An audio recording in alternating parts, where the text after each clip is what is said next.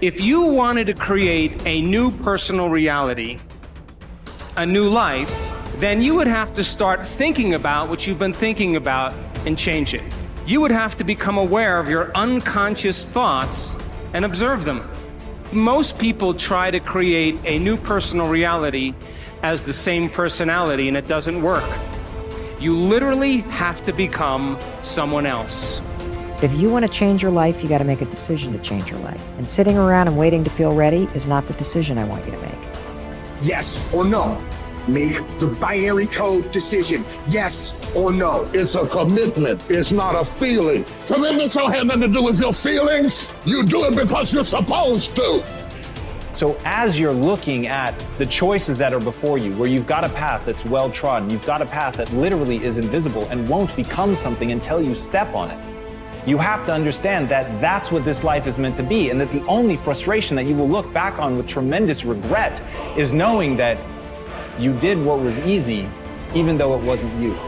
You can do anything you want without limitation. Whatever it is that you decide you want to make come true in your life, you can do that. It is going to take an inhuman amount of work. You're going to have to be prepared to break yourself in half. You are going to have to learn more than anyone has ever learned. You're going to have to push yourself harder than anyone has ever asked you to push yourself before. You're going to go way beyond your breaking point. And why? Because as Malcolm X said, the future belongs to those who prepare for it today.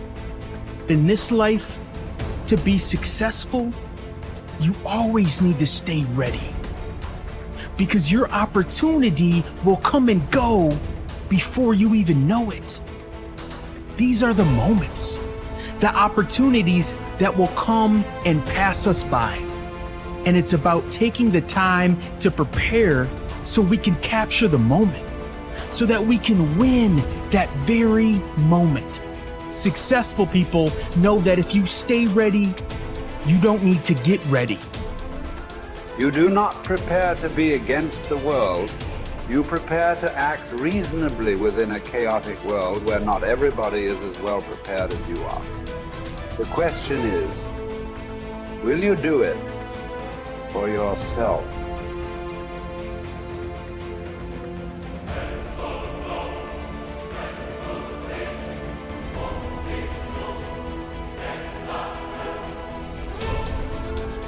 Manifesting is intentionally training your brain and your nervous system to believe in something that hasn't happened yet.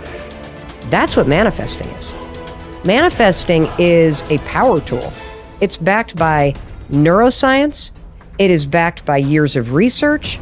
And when used properly, it helps you achieve your goals because it helps you prepare to do the work.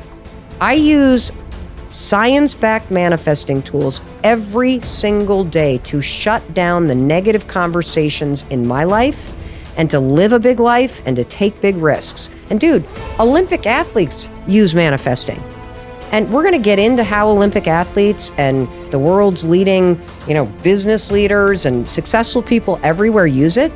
But I'm telling you right now, the way you shut down your internal conversation that is holding you back is manifesting. Manifesting is one of the first things you have to learn how to do to get started on making this a reality. So what is manifesting? Manifesting is mentally training for getting what you want. That's all that it is.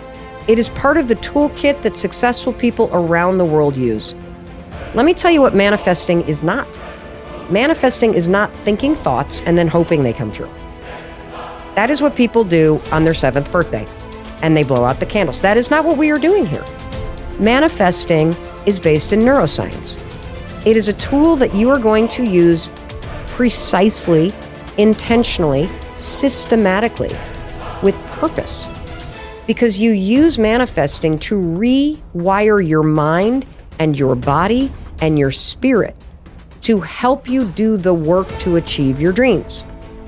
When you use manifesting properly, you are removing the mental obstacles of self-doubt, resistance, fear, perfectionism, feeling overwhelmed, other people's expectations, all that stuff that is holding you in place right now, that makes you spin in circles, Manifesting clears that out, and it programs, using science, a completely different way of thinking and feeling about the things that you want to create in your life. And when you manifest properly, it's almost like the pregame training that you do before the big game.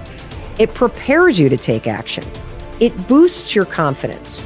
It gets you ready to do that thing. There's 3 P's that you got to annihilate, crush, or destroy if they're getting in the way of your progress in a relationship or your career or your happiness or your health. These are the 3 P's that make learned helplessness. Number 1, you think the problem is permanent. Once you've had enough disappointment, sometimes your brain doesn't want to get disappointed, so it's a permanent problem. Please write down, no problem is permanent, only your soul is permanent. Nothing's forever. Everything changes, everything eventually ends, and something new begins. That's part of life. Those are the seasons of life. The second P that keeps people in learned helplessness so they don't change, this belief's got to be annihilated, broken through, and that it's pervasive. That means that because my relationship's not great, my whole life is horrible. Then you're forgetting you do have health, or you do have friends, or you do have a job, or you do have whatever. I can breathe. And the third one is we think the problem is personal. There's something wrong with me. And if you start believing that, it becomes self-fulfilling. You give up. See, I'm not good enough. I'm not beautiful enough. I'm not smart enough. I always screw it up. So those 3 P's got to be destroyed. If we don't have a sense of purpose, then you're doing the thing you're doing just for the sake of doing it, right? Like I'm making money just for the sake of money. I'm turning this wrench just for the sake of turning this wrench. And when we do things that contribute to something else, contribute to something bigger, it gives our lives and our work meaning. And when we have a sense of meaning, when we have a sense of purpose, it does many, many things to us. It builds our self-confidence. It makes us better decision makers. It makes us better in relationships.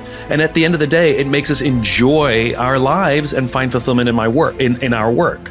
And I think so often, and I think there's a lot of people don't think about it this way. They don't think about what's the purpose of all of this. What's the reason I'm doing all of this?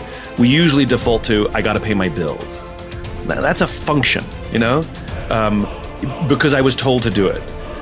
Because everybody has to work, or because I'm just trying to, I want to make this company the biggest or the best.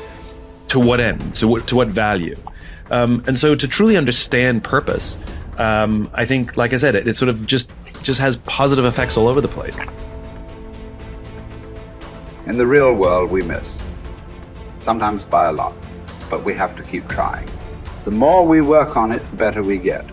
The more shots we take, the more times we'll hit the target and the more good we'll do.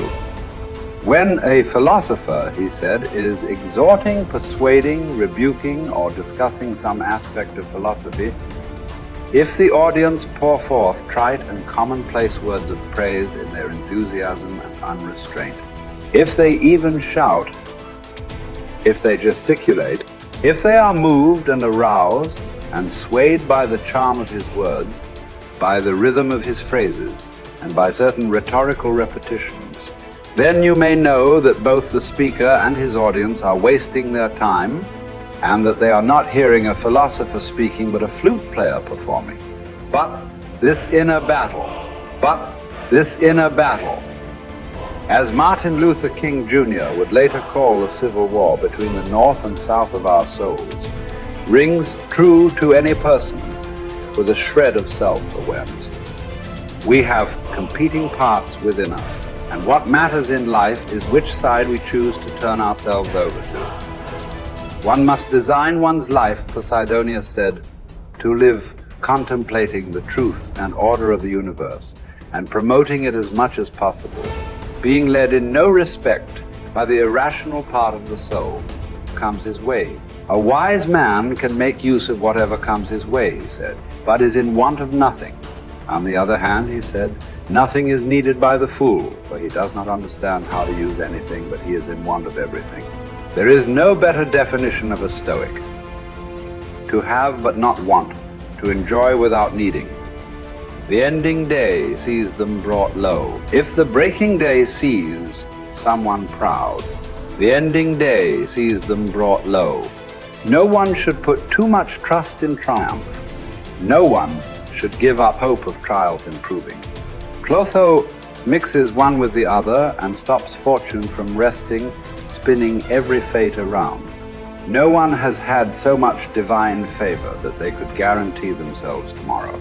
God keeps our lives hurtling on, spinning in a whirlwind,